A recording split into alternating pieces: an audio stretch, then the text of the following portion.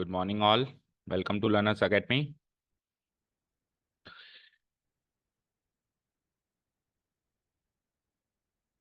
Exercise number 7.9, that means the first exercise of definite integration. ये हमने start करी थी लास्ट क्लास में. क्वेश्चन नंबर 16 तक हमने कर लिया था. Question number 16 was given as homework, क्योंकि इसको हमने दो अप्रोचेस से किया था. पहली अप्रोच से हमारा आंसर मैच नहीं हुआ था. देन उसके बाद फिर सेकेंड अप्रोच से किया था. बट पहली अप्रोच से हमने क्या गलती करी, that part was given as homework. कि हमने उसमें गलती क्या करी, वो हमसे पहली अप्रोच से सॉल्व क्यों नहीं हुआ, आंसर मैच क्यों नहीं हुआ. ठीक है, आंसर सॉल्व हो गया, ऐसा नहीं कि इंटीग्रल सॉल्व नहीं हो पाया, लेकिन आंसर मैच नहीं हुआ. और फिर दूसरी अप्रोच से तो वो मैच भी हो गया था. ठीक है. So quickly we will first of all come to that solution. तो सॉल्यूशन अपन ने सेव किए थे, देख लेते हैं. देख लीजिए फटाफट से, फिर चलते हैं नेक्स्ट क्वेश्चन. तो this was the given integral. ये राइट साइड में तो दूसरी अप्रोच है जिससे हमारा सॉल्व हो गया था. राइट साइड में हमने कैसे सॉल्व किया इसको, पार्शियल फ्रैक्शन में ब्रेक करके. तो पार्शियल फ्रैक्शन में ब्रेक करके तो ये सॉल्व हो गया, चेक करो. मैंने 4x ये डिवीजन करने का काम तो कर ही दिया. 5 से क्वोशंट 5 आया और बचा हुआ रिमाइंडर ये आया. तो 5 का तो 5x हो ही जाना है. अब अपने को इस इंटीग्रल को अपन ने क्या किया, इसमें से सबसे पहले तो 20x -15 में से -5 को कॉमन ले लिया. तो बचा क्या, 4x+3. अब बचा इतना पार्ट. तो इतने पार्ट को फिर अपन ने पार्शियल फ्रैक्शन में ब्रेक करके, और इस तरीके से इतने पार्ट का आंसर ये आ गया. और 5 का आंसर तो 5x आ ही जाना है. और इस तरीके से सॉल्व हो गया, फाइनल आंसर हमारा ये मैच हो गया था. बट द पॉइंट इज कि पार्शियल फ्रैक्शन में ब्रेक करे बिना जब हमने दूसरी अप्रोच यूज करी, दैट मीन्स ये वाली अप्रोच, इस अप्रोच में हमने क्या किया कि x² + 4x+3 का डेरिवेटिव ऊपर बनाने की कोशिश करी. तो क्या बनेगा, 2x+4. तो 4x+3 को 2x+4 बनाना है. तो पहले तो 4x को 2x बनाना है. तो 4x को 2x बनाना है तो हमने क्या करा, इसमें से 2 कॉमन ले लिया. तो 3 में से भी 2 कॉमन आ गया. अब उसके बाद फिर कांस्टेंट 4 बनाना है, तो फिर +4 -4 कर दिया. उसके बाद फिर हमने 2x+4 अलग लिया, और 3/2 -4 दोबारा अलग लिया. ठीक है, मतलब दो इंटीग्रल में ब्रेक कर दिया ऐसे हमने. अब इसमें मेन गलती क्या हुई, मेन गलती ये हुई, देखो ध्यान से. अगेन सॉल्व आप ही करेंगे, मैं आपको बस मेन गलती बता देता हूँ. गलती ये है बेटा कि 4x से जब हमने 2x बनाना चाहा, क्योंकि नीचे वाले का डेरिवेटिव क्या है, 2x+4. x² + 4x3 का डेरिवेटिव क्या है, 2x+4. तो पहले 2x बनाओगे फिर 4 बनाओगे. तो 4 का तो आपने बिल्कुल सही किया, +4 -4. लेकिन 4x का जब आप 2x बनाओगे तो 2 को कॉमन लोगे. तो जब आप 2 को कॉमन लोगे तो वो 2 जो है डिनोमिनेटर में थोड़ी ना जाएगा, न्यूमरेटर में जाएगा. ये थी गलती, छोटी सी सिली मिस्टेक थी. 4x+3 में से जब आप 2 को कॉमन लोगे, तो कोई चीज कॉमन लेते हैं तो बाहर आके वो डिनोमिनेटर में थोड़ने जाती है, न्यूमरेटर में जाती है. डिनोमिनेटर में कोई चीज कब जाती है, जब आप जबरदस्ती अंदर किसी को मल्टीप्लाई कर रहे हो. सपोज करो अंदर x होता, देखो सपोज करो अंदर क्या होता, x होता. अब आप x से अगर 2x बनाते तो आप जबरदस्ती मल्टीप्लाई कर रहे हो, तो आप बाहर जबरदस्ती डिवाइड भी कराते. लेकिन हमने जबरदस्ती छोड़ना, मैंने हमने तो उल्टा 2 उसमें से बाहर लिया है. तो 5 का यहाँ पे 10 बन जाएगा. और हमने उल्टा 5 को 2 से डिवाइड कर दिया, जबकि 5 2 से क्या होना था, मल्टीप्लाई होना था. अब प्रॉब्लम क्या है कि कई बार डिवाइड कर रहे हैं, कई बार मल्टीप्लाई कर रहे हैं, तो वो फोकस रखना पड़ेगा कि डिवाइड कब करेंगे, मल्टीप्लाई कब करेंगे. तो इस हिसाब से यहाँ पर भी ये 10 हो जाएगा, और उस हिसाब से यहाँ पर भी ये 10 हो जाएगा. मतलब ये 10 फिर दो इंटीग्रल से मल्टीप्लाई होगा ना, -10 -10. तो यहाँ पर भी ये 10 हो जाएगा, यहाँ पर भी. उसके बाद जो है आगे का काम इजीली सॉल्व हो जाएगा. ठीक है, इसको 10 लेके करो, और इसको इसको तो फिर सॉल्व करेंगे तो ये क्या हो जाएगा, 2 5 जा 10, तो -5 × -5 +25. इधर तो रह जाएगा -10 और उधर रह जाएगा +25. ठीक है, नेक्स्ट शीट देख लो इसकी. तो इधर -5/2 की जगह क्या रह जाएगा, -10. क्या रह जाएगा, -10. और इधर क्या रह जाएगा, +25. ठीक है, ये -10, ये -10, ये -10. और इधर ये 25/4 की जगह 25. तो फिर 25/4 की जगह 25/2 हो जाएगा. और फिर यहाँ पे भी 25/8 की जगह 25/2 हो जाएगा. बस सॉल्व हो जाएगा. उसके बाद आप लॉग नॉर्मल कैलकुलेशन से लॉगरिथम को सॉल्व कर दीजिए. तो नेक्स्ट स्टेप में जो हमारा आंसर मैच नहीं कर रहा था वो कर जाए। ठीक है, तो आगे अब कैलकुलेट करने का काम आप कर लेना। गलती पकड़ में बता दिए कि कॉमन लेंगे तो डिवाइड नहीं करेंगे, मल्टीप्लाई करेंगे। और फिर भी ना मैच करे तो फिर कल बताना। अब एक बार के लिए इसको फर्दर सॉल्व करने का काम आप। ठीक है, चलो चलते हैं फिर क्वेश्चन नंबर 17 खत्म करते हैं इस एक्सरसाइज को। आ जाओ, क्वेश्चन नंबर 17 है, डेफिनेट इंटीग्रेशन है अगेन।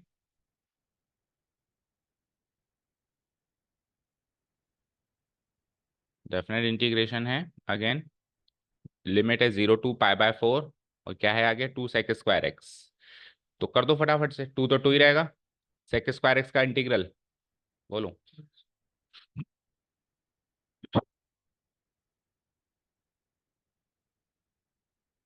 लॉग मॉडुलस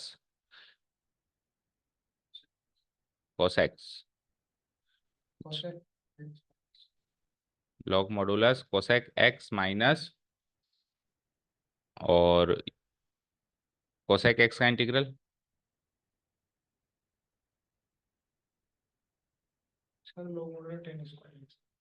अच्छा, इसका tan² x। फिर कैसे काम चलेगा प्रियांशु? पहली एक्सरसाइज में ही सीखा है sec² x का इंटीग्रल तो 2 tan x प्लस x³ का बोलो 4, 2 का बोलो 2x। तो सारा इंटीग्रल एक ही बार में सॉल्व हो गया। तो put the brackets, put the limits 0 to π/4। चलो अब π/4 पुट अप करना है, that's it. So it is like 2 tan π/4। पहले π/4 पुट अप कर देते हैं सब में। x की पावर 4 दैट मीन्स π/4 की power 4 divided by 4 plus x की जगह π/4 यानी 2 × π/4। ब्रैकेट लगा दो। ये तो π/4 पुट अप करने का काम हो गया। जीरो पुट अप करो अब। So it is like 2 tan 0 plus 0 की पावर 4/4 प्लस 2 × 0। फर्दर सॉल्व करो। तो 2 tan π/4, π/4 क्या होता है? 1। तो 2 × 1 = 2। इधर π/4 की पावर 4 है तो पाई की पावर 4 और 4 की पावर 4, नीचे एक 4 और है तो 4 की पावर 5 हो गई। ठीक है, 2 × π/4 सॉल्व करेंगे तो π/2। आगे बढ़ो। 2 tan 0, tan 0 0, 0 की पावर 4/4 0 और 2 × 0 0। तो अगला एक्सप्रेशन तो पूरा कैंसिल आउट हो गया। 0 + 0 + 0, केवल ये बचा 2 प्लस π/4। 4 की पावर 5 क्या होती है? अच्छा, 2 की पावर 10 क्या होती है? दो दो 1024। तो जो 2 की पावर 10 होती है वही 4 की पावर 5 होती है, क्योंकि 4 की पावर 5 को क्या लिख सकते हैं? 2 का स्क्वायर इन की पावर 5। तो ये भी 2 की पावर 10 हो गई। मतलब जो 2 की पावर 10 है तो 2 का यहाँ डबल कर दिया ना, तो पावर आधी कर दो। तो क्या हो जाएगा? 1024 प्लस π/2। चेक करो आगे सॉल्व किया है या इसी फॉर्म में है आंसर। पाई की पावर 4 तो खैर सॉल्व करनी नहीं है किसी भी हालत में।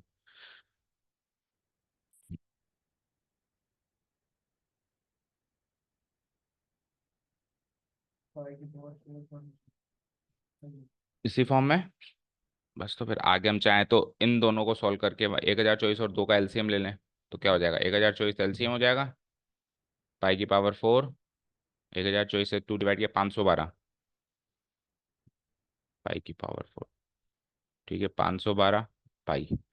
इस फॉर्म में लिख दें और 2 को एज इट इज छोड़ दें। चाहो तो इस फॉर्म में सॉल्व कर दो, एलसीएम लेना है तो। अदरवाइज उस फॉर्म में। चले नेक्स्ट क्वेश्चन पे। Okay, question number 18। 18th में आप मुझे बताइए साइन स्क्वायर क्या लिखा हुआ है। Let the given integral be I equal to this. हाँ, sin² x/2 माइनस cos²x/2। चलो x/2 को तो मारो गोली। अगर ये x होता और ये भी x होता तो ये बताओ sin² x minus cos² x क्या होता है?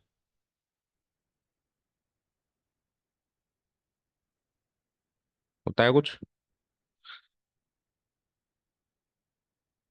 हम्म।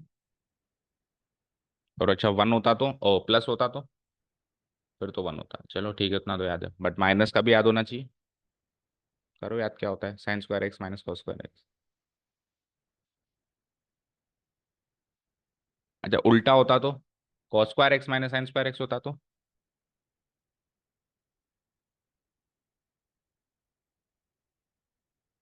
और square x minus sine square x भी याद नहीं है?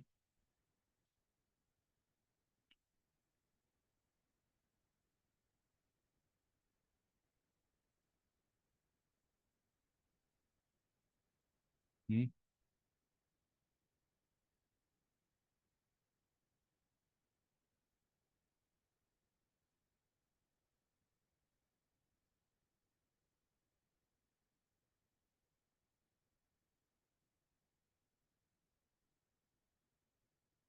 तो square x minus sine square x नहीं है याद? कोस टू एक्स क्या होता है ये बताओ?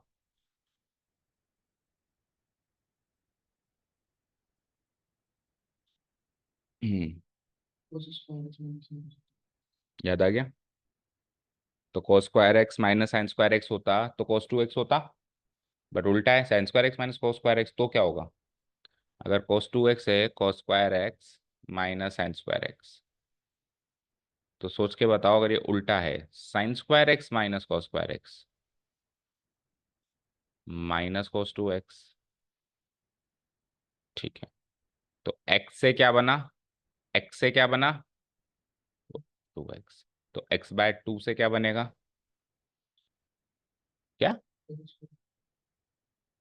इधर स्क्वायर किया आपने, तो फिर डबल का। अच्छा, एक्स बाय टू का डबल एक्स बाय फोर होता है। हाँ करो। एक्स बाय टू का डबल क्या होता है? एक्स। तो क्या बोले, क्या बनेगा बताओ यहाँ पे? माइनस तो लगेगा ही सही, और फिर क्या लगेगा? Minus cos x. लिमिट वही 0 to पाई। तो केवल ट्रिग्नोमेट्रिक सब्सटीट्यूशन है इसमें, और कुछ भी नहीं है। अगर एक्स बाय टू है तो एक्स बाय टू का डबल एंगल एक्स, और साइन स्क्वायर पहले आ रहा है तो माइनस, और कॉस की तो आइडेंटिटी होती है। अगर कॉस स्क्वायर पहले आता तो माइनस नहीं लगता, प्लस में ही आ जाता आंसर, डी एक्स। आप करो। तो माइनस साइन तो रहेगा ही रहेगा। कॉस एक्स का इंटीग्रल क्या होता है? Sine x. ठीक है, हो गया सॉल्व। अब चाहो तो आप माइनस को बाहर रख दो, और लिमिट 0 to पाई इस पे लगा दो। तो minus sine pi minus sine zero. Sine pi क्या होता है? -1। और साइन जीरो क्या होता है? Sine zero 1। तो 0 - 0 यानी कि फाइनल आंसर 0। चेक करो। हम्म। नेक्स्ट कितना हो गया? अब 18 हो गए। 19th। 19th में अगेन हमारे पास है एक्स स्क्वायर प्लस फोर नीचे। तो हम एक्स स्क्वायर प्लस फोर का डेरिवेटिव ऊपर ढूंढेंगे।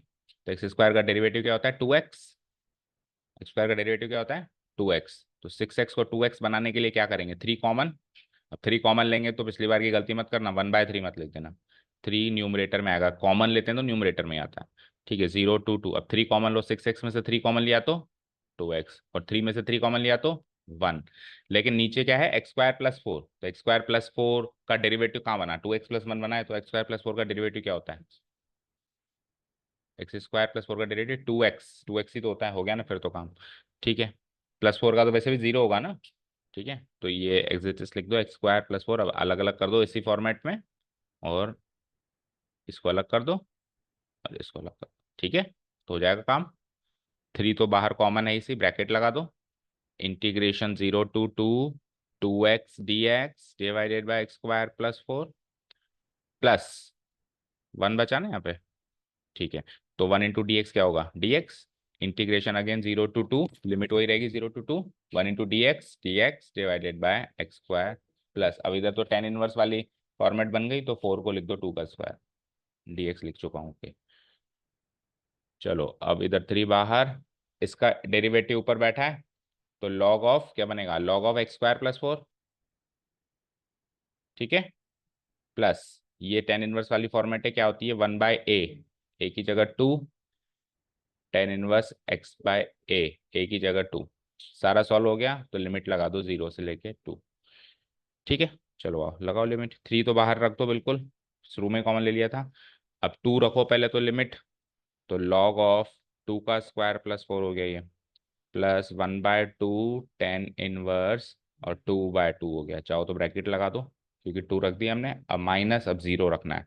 तो लॉग ऑफ 0 का square plus four, plus 1/2 tan inverse 0/2 bracket close, और 3 बाहर बैठा है तो एक और ब्रैकेट क्लोज, इक्वल टू 3 को बाहर बैठाओ, सॉल्व करो। 2 का स्क्वायर प्लस 4 यानी 4 + 4 8, लॉग 8 हो गया, प्लस हाफ टेन इनवर्स 2/2 यानी टेन इनवर्स 1, टेन इनवर्स 1 क्या होता है? 45 लिखूं? 5/4 माइनस लॉग, माइनस है तो माइनस लगेंगे दोनों जगह, 0² + 4 यानी log 4, log 4 माइनस हाफ, इसको करो solve, tan inverse 0/2, tan inverse 0 हो गया, टेन इनवर्स 0 क्या होता है? 0, तो 1/2 से 0 मल्टीप्लाई हो जाएगा, 3 log 8 प्लस ये क्या बन जाएगा, 4×2 = 8, π/8 माइनस log 4, और वो तो 0 हो गया, खत्म हो गया। log 8 माइनस log 4 को सॉल्व करो, चलो तो log 8 को क्या लिख सकता हूँ मैं, बताओ जल्दी से। log 8 को क्या लिख सकते हैं हम? log 4 × 2।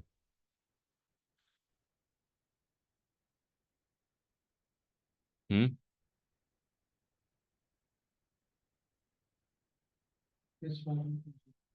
जितनी जितनी ज्यादा सॉल्व कर सकते हैं, सपोज करो सवाल आया एग्जाम में कि सिंप्लीफाई करो log 8, तो कैसे सॉल्व करेंगे log 8 को? मोस्ट सिंप्लीफाइड फॉर्म क्या होगी इसकी?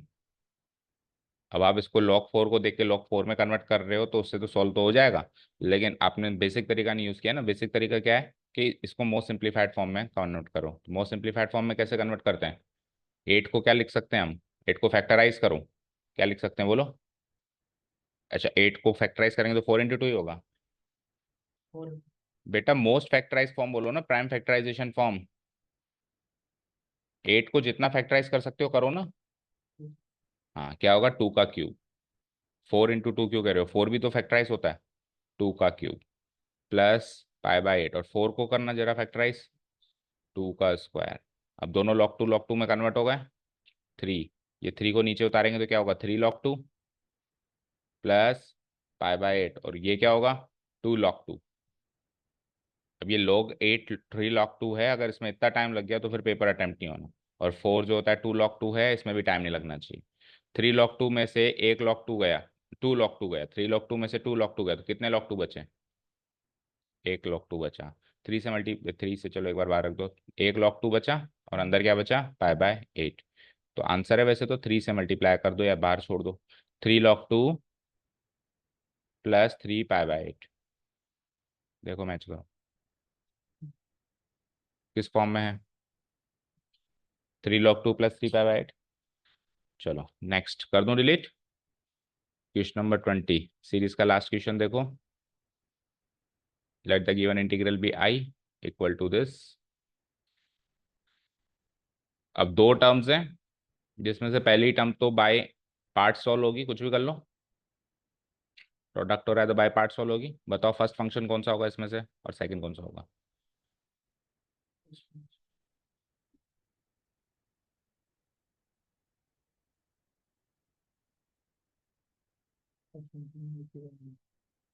एक ही पावर, एक कहाँ दिख रहा है आपको? ये फर्स्ट होगा। क्या एक्रोनिम है? पढ़ो। आई का मतलब, एल का मतलब, ए का मतलब, ये होगा फर्स्ट। और एक्सपोनेंशियल हमेशा लास्ट में आता है, एक्सपोनेंशियल कभी किसी से जीत ही नहीं पाया। प्लस साइन, ये तो हो ही जाएगा। सॉल्व करो अब इसको। तो first function as it is, यानी एक्स तो रह गया एज इट इज, इंटीग्रेशन किसका? सेकेंड फंक्शन का, dx माइनस, अब क्या करेंगे? फर्स्ट फंक्शन का डेरिवेटिव, तो x का डेरिवेटिव क्या होता है? 1। और सेकंड फंक्शन का इंटीग्रेशन e⁻x, लेकिन इस पूरे का भी एक बार और इंटीग्रेशन करना है। ठीक है, हो गया ये तो पार्ट सॉल्व। ये तो केवल फर्स्ट टर्म सॉल्व हुई है ना, लेकिन प्लस साइन πx/4 भी तो है। इसको सॉल्व करेंगे तो साइन πx/4 का डेरिवेटिव क्या होगा? साइन का डेरिवेटिव क्या होता है? और डेरिवेटिव नहीं, इंटीग्रल, इंटीग्रल क्या होता है? Minus cos. तो प्लस की जगह माइनस लगाओ फिर, -cos πx/4। बस हो गया क्या? sin πx/4 का इंटीग्रल, या और भी कुछ करना? πx/4 का क्या होगा? बताओ, πx/4 का डेरिवेटिव क्या होगा?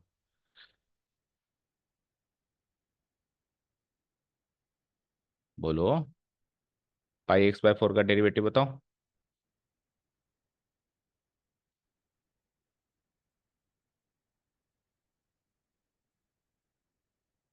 2x का क्या होता है? 3x का, 4x का, तो पाई एक्स बाय 4 का, pi by 4।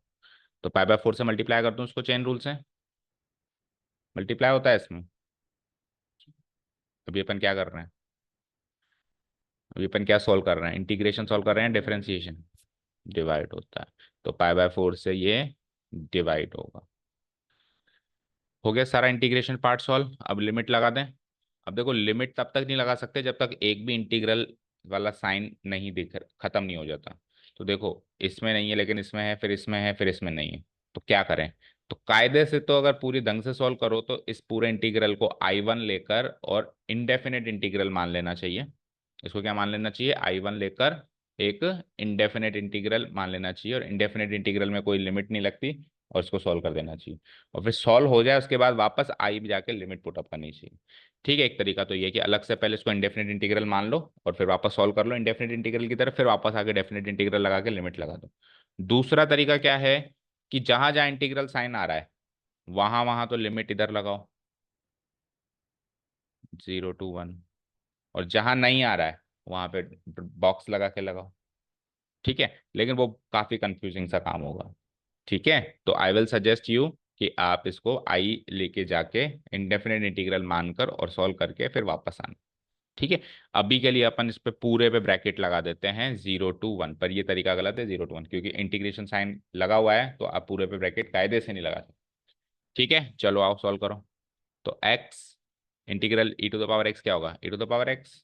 Again integral e to the power x क्या होगा? e to the power x। और वो पाई बाय 4 जब ऊपर जाएगा तो क्या बनेगा? 4/पाई। 4/पाई कॉस पाई एक्स बाय 4। अब फाइनली आप 1 और 0 लिमिट पुटअप कर दो। तो पहले 1 पुटअप करते हैं, तो x की जगह 1, यानी 1 into e to the power x यानी e to the power 1 minus e to the power 1 minus 4/पाई कॉस पाई इंटू एक्स की जगह 1/4, पाई इंटू 1/4 हो गया ये। अच्छा, ये तो केवल हमने 1 पुटअप किया है। ठीक है, तो ब्रैकेट लगा के अब 0 पुटअप करो। तो 0 into e to the power 0 minus e to the power 0 minus 4/पाई into cos pi into x की जगह 0/4। ठीक है, सॉल्व करो।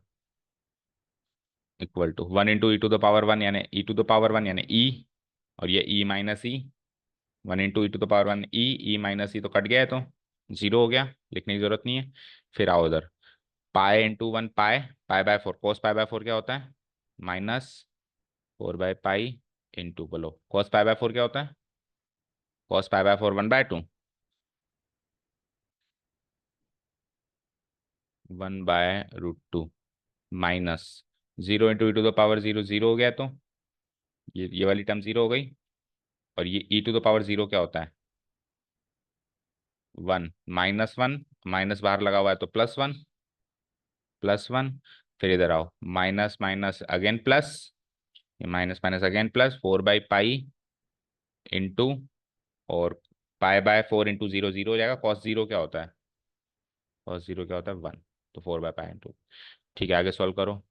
तो ये क्या हो जाएगा? √2 से 4 कितनी बार घटा? 2√2 टाइम्स। तो क्या बना? -2√2/पाई पहली टर्म, फिर +1 दूसरी टर्म, और तीसरी टर्म क्या बनेगी? 4/पाई इंटू 1, 4/पाई। ठीक है, तो वैसे तो सॉल्व हो गया। सही तरीके से लिख दो, 1 को पहले लिख दो। पाई को अगर मैं एलसीएम ले लूँ, पाई को एलसीएम ले लूँ तो पॉजिटिव है 4 और नेगेटिव है 2√2। देखो इस फॉर्म में है, किस फॉर्म में? पहले वाले में, -2√2/पाई +1 +4/पाई। ठीक है, हो गया सॉल्व पूरा। एमसीक्यूज देखो फटाफट से। ये तो tan−1x हो गया सीधे सीधे। क्या सोचना है इसमें?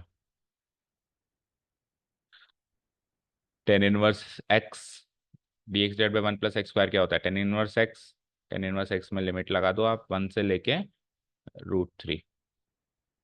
तो ये हो जाता है tan−1√3 minus tan−1।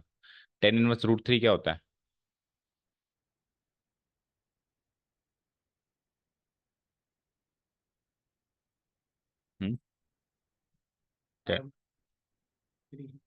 Pi by 3। और टेन इनवर्स वन क्या होता है? Pi by 4। 3 और 4 का एलसीएम ले लो 12। 4 पाई माइनस 3 पाई क्या होगा? 4 pi minus 3 pi pi. Pi by 12। Option number D match करो। ऑप्शन नंबर डी मैच हो गया आंसर। लास्ट क्वेश्चन 22 देखो। 22 भी सेम फॉर्मेट है। 1 + एक्स स्क्वायर है और इधर भी समथिंग प्लस एक्स स्क्वायर है, बट इसमें क्या है? एक्स स्क्वायर, इसमें 9x स्क्वायर। तो फॉर्मेट थोड़ा सा चेंज है बस, बाकी तो बनेगा इसमें भी टेन इनवर्स ही। I equal to this. तो इसको लिख सकता हूँ मैं, इंटीग्रल 0 to 2/3 है। dx डिवाइडेड बाय 4 को क्या लिख सकते हैं? 2 का स्क्वायर। और 9x स्क्वायर को क्या लिख सकते हैं? 3x का होल स्क्वायर। ठीक है, तो बनाओ 1/a। 1/a मतलब a की जगह क्या आएगा? 2 × 10 इनवर्स x/, x की जगह क्या है? 3x, डिवाइडेड बाय a की जगह क्या है? 2। डन। डन। लिमिट लगा दूं फिर इस पे? 0 to 2/3। सही है क्या? सॉल्व हो गया क्या? ठीक है, तो लगाओ लिमिट। लगाओ। उठाओ पेन और लगाओ। एक्स की जगह 2/3 लगाओ और इसकी जगह 0 लगाओ। जल्दी।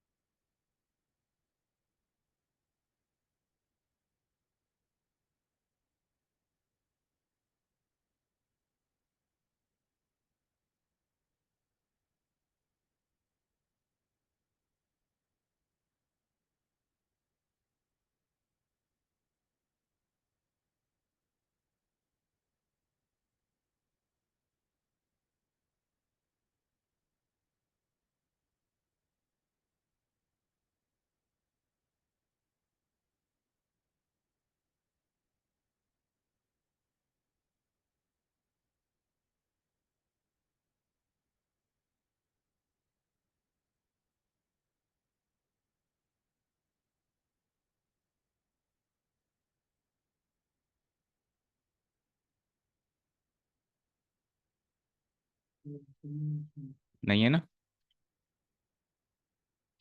बेटा एक्स की जगह 3x नहीं दिखाई दे रहा अपने को? तो फिर इसका कुछ एडजस्टमेंट नहीं होगा?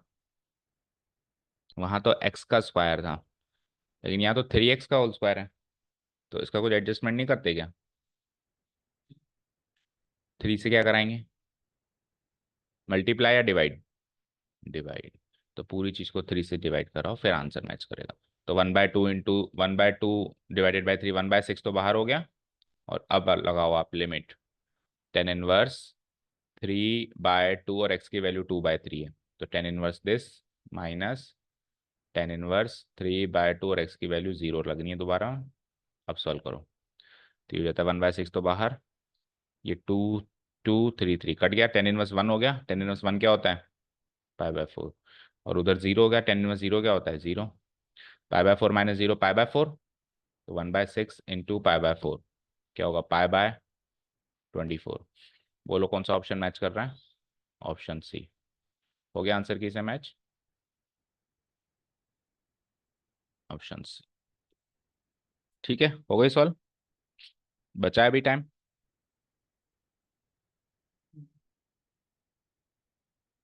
ठीक।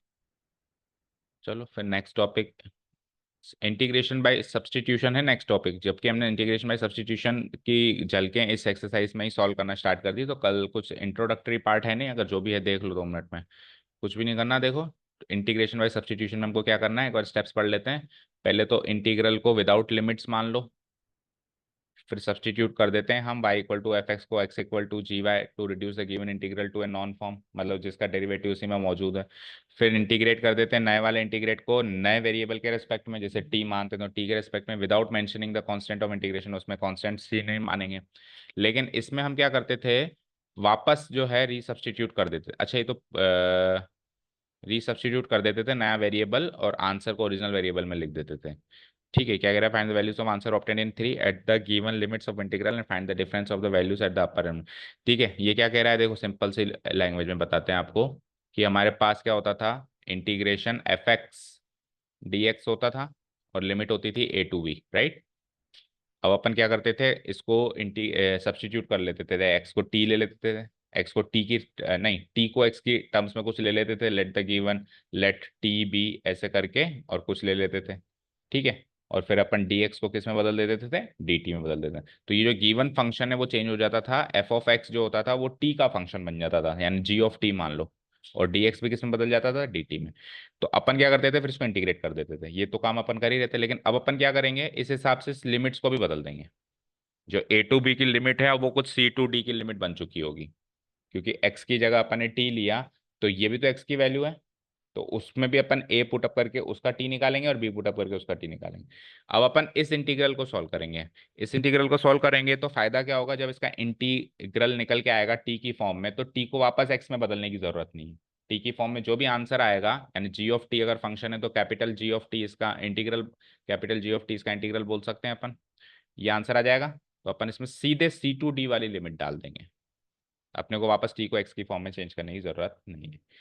ठीक है, बस ये काम करना है। और इसके इस टाइप के क्वेश्चंस हमने इस एक्सरसाइज में भी सॉल्व कर दिए हैं, ऑलरेडी सॉल्व कर दिए। तो tomorrow we will directly start the exercise. कितने क्वेश्चन हैं उसमें, ओके, 10 ही क्वेश्चन हैं, तो कल इसको खत्म भी करने की फिर कोशिश करेंगे। छोटी सी एक्सरसाइज है, ठीक है। Thank you so much for listening to us, have a nice day, keep learning, bye.